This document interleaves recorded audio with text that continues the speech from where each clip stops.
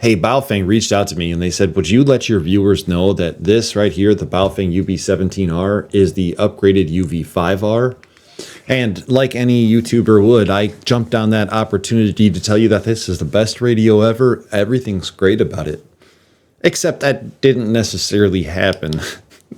Welcome to the channel, everybody. It's called Ham Radio Dude. And again, this is the Baofeng UV17R. It's a budget radio. And today, as I talk about things, I will consider and keep into consideration that this is a budget radio.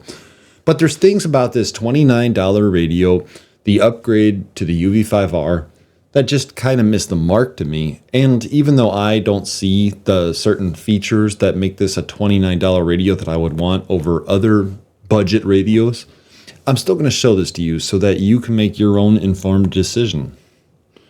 I do want to thank Baofeng for sending me this radio for that purpose of letting you know it's a UV5R, but more importantly, so I can get my hands on one of these and actually test it out. And that's what we're going to do as quick as we can here. So let's jump into it.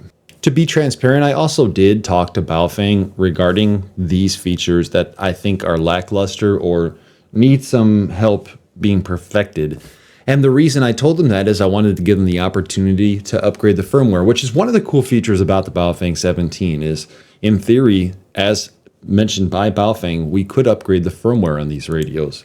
Although I've never seen any firmware, it would be nice to be able to upgrade the firmware, especially when we talk about features much like this new color display here, which this is the only standard that we could use is a white text on a black background.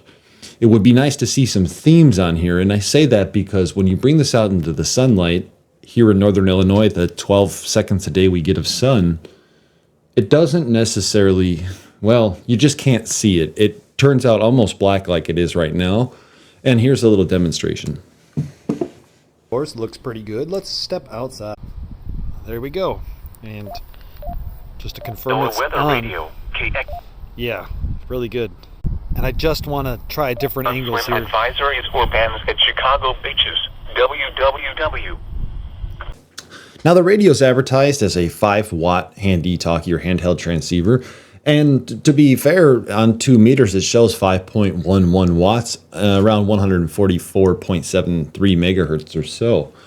The problem is, though, is that 5 watts is actually dissipated throughout multiple frequencies, as the spurious emissions on here are absolutely horrible. And this is a reason why, again, it becomes difficult to test some of these inexpensive radios, because I'm not just going to tell you, the viewer, that this radio is the new upgraded UV5R, upgraded spurious emissions, am I right? Okay, dad jokes aside. Now, one of the things that I've really enjoyed on these newer radios is that they are putting 1 watt 16 ohm speakers inside of them, which means that we get a nice, I want to say fuller sound, but we get louder audio with less distortion. Waves 1 to 3 feet. Today, southeast winds around 5 knots becoming northeast 10 to 15 knots.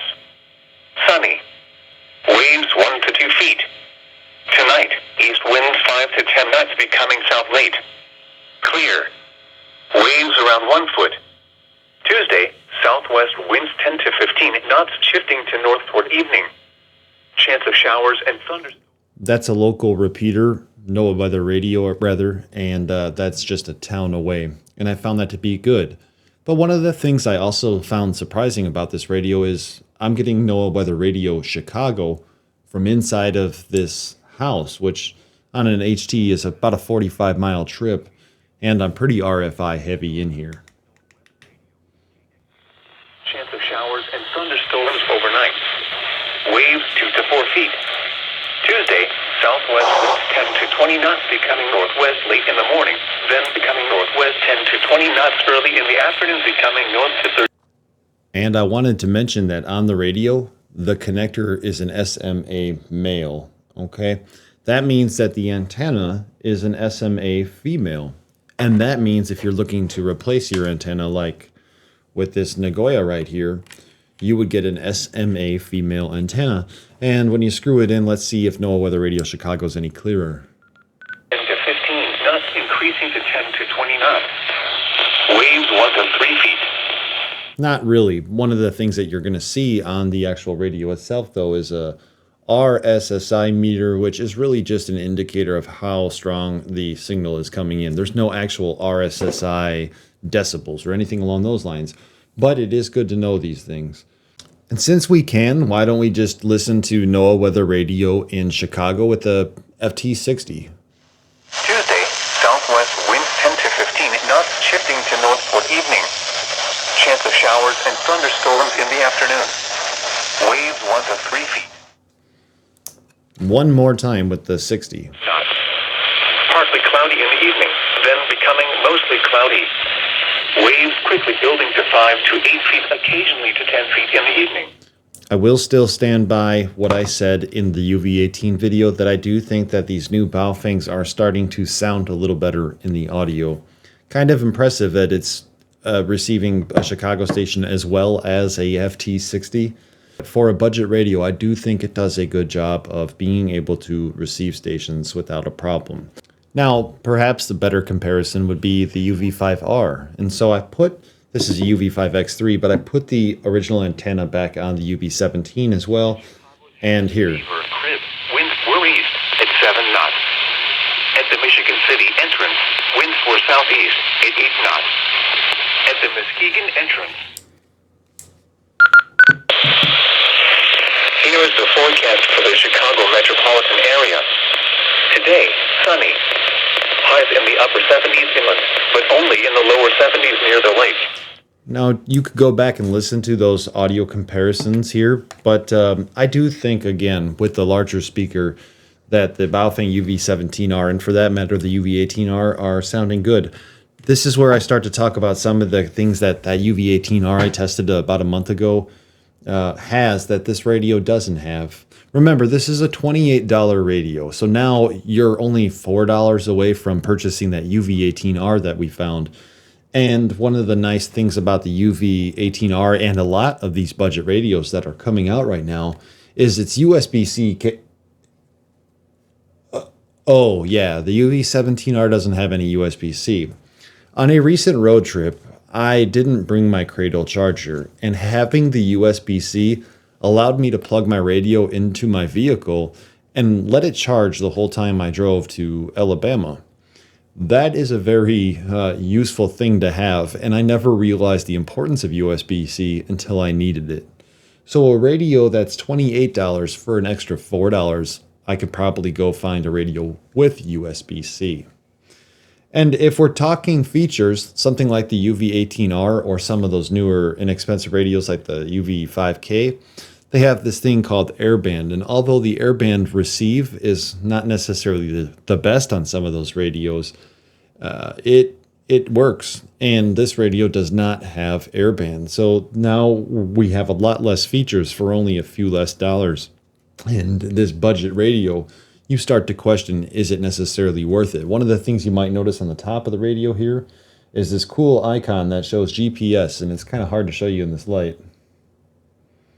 But there's a GPS icon in there, and this radio does not have GPS. The UV17 Pro may have GPS, so that's something to keep into consideration. But there are some other upgrades. You know, a UV5R might give you something like 128 channels in memory. This will give you the ability to store up to 999. But here's another problem with that. The UV17R does use the typical Baofeng style programming cable. In fact, my Baofeng UV5R cable worked on here. The one thing that doesn't work is chirp, and that's nothing to do with Baofeng as a company, but we all like chirp support. And so when a radio doesn't have chirp support, it becomes a downgrade when we have to use their, well, for lack of better terms, software that looks like it was built in Microsoft Access or Microsoft Excel. Either way, my point is it becomes really cumbersome to have to input each frequency manually in the programming software. Which also does remind me that you could program this radio from the front panel display. And you just do that by accessing the menu options by hitting this button right here, the green one. And when you hit the green one, you'll see the menus on the bottom. You could use the page up and the page down to go through and change things like your squelch and your CTCSS. If you have the voice prompts enabled, does work for some of the menu features. For example, when you hit CTCSS, it will say CTCSS. But when you enter that submenu and you go down to the tones, for example, 107.2, the radio will not read it to you. And if we're talking about our visually impaired friends, some of them do like to have those options where as you're going through the menus, everything is read to you so that you could understand where you're at in the radio and program it. In VFO mode, speaking of that, I don't hear anything yet, but now I'm going to go into here and I'm going to activate voice mode. 1, 4, 6, Knots. 4, What? 0, 0. So now we do have the ability to, as we type in on the keypad, we could also hear the frequency we're typing in, which might be very beneficial for, again, our visually impaired friends. At this point, you might be asking yourself, well, why don't I just use the new wireless clone capabilities that the Baofeng UV17 has to offer? After all, this radio could listen in and figure out what frequencies are being used and program them into the radio. But the problem with that is, for example, I just keyed up on my local repeater N9HEP with a input frequency of 144.730 and a CTCSS tone of 107.2. And this is the information that the radio picked up. Now, this information is accessible, or scanning is accessible by holding down the blue button. It puts it in a search mode, and you could swap between VHF and UHF using the pound key. But again, if we take a look here at the actual frequency information displayed, it shows our input frequency is 144.72750, and our output, or our CTCSS tone rather, as 105.7. Again, that's not 107.2, and that's definitely not the input frequency. It's off frequency. And furthermore, it never gives us our actual output frequency, or the frequency we're going to listen to when we're listening to the repeater and not actually transmitting. As far as I'm concerned, this feature needs a lot of work, and as I told Baofeng, firmware fixes could do a lot of this. It just seems that they're not interested in fixing anything. You might now notice that I'm in the dark, and that's because we're going to show you the flashlight on this radio. So the flashlight on this radio, there's actually two lights on the bottom, which you can kind of see right here. And to activate the light, we're going to go ahead and we're going to tap on the side button on the top above the push to talk. And we hit it once, and this is it. Now, that's not necessarily bad if you have a power outage or anything like that. And actually, it seems like it's got a pretty good distance down the hall, at least 15 feet. So that's kind of cool. Definitely wouldn't be using it all tactical like. But then if we hit it one more time, it flashes. And this flash is very annoying, but it actually does serve a good purpose to let people know where we are if we need to be seen. If you're looking for this radio because you want to modify a radio to be completely open or to have a Mars mod or whatever the case might be, the news is that this radio cannot be unlocked. Trying Not a Rubicon's 3-finger method multiple times, I was unable to get this radio to unlock. And then going back to my way of doing things from before that hack, I attempted to modify the hexadecimal codes before re-uploading the code plug. And unfortunately on this radio, I could not get any other frequencies to transmit out of band or use 220 band 1.25 meters. And so therefore this radio is not really as desirable as the UV5R because I do recognize people, even if they're not going to use it, want to have an unlocked radio. Here's the deal. I'm going to do things a little bit different today. And Baofeng, I'm going to talk to you directly. And then hopefully the viewers that are watching this can comment below and let Baofeng know if I'm missing the mark somewhere or not. Because I don't want to be the bearer of bad news for every radio I receive. But to conclude today's episode, Baofeng, this is the UV5R, for lack of better terms. It's close to it, the UV5X. The UV5R, what made this radio stand out over any other radio of its time when this was released? This was the cheapest VHF, UHF dual band dual watch radio that you could purchase on the market by a large margin.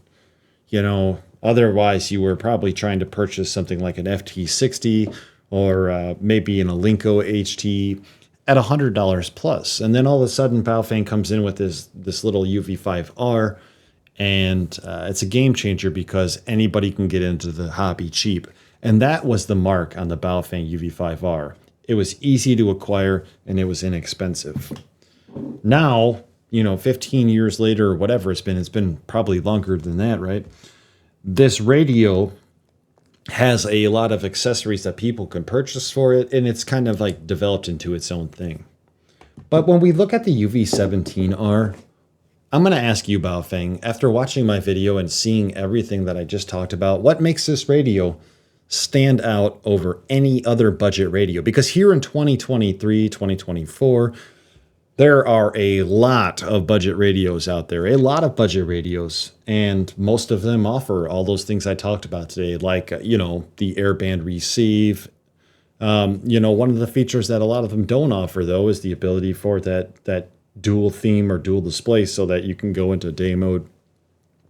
But some of these radios are even offering the ability for their own users to update the firmware, and basically they hack the firmware and they're able to upgrade the firmware. But there's just nothing on this radio, is my point, that makes this radio more desirable than any of the other budget radios. For example, the UV18R that I reviewed a few weeks ago, it had airband, it had USB-C. It seemed to function a little bit better than this. And so that is what I'm going to leave you with. Thanks for sending me the radio. And hey, I wish you the best, but I really do think that you should start listening to the customers and the people who are purchasing these radios. And also maybe just, could you please fix the emission standards? It's kind of becoming a thing here. Thanks. Purity rocks, and you could let people know by going to shop.hamradiodude.com and purchasing your own Purity Rock shirt.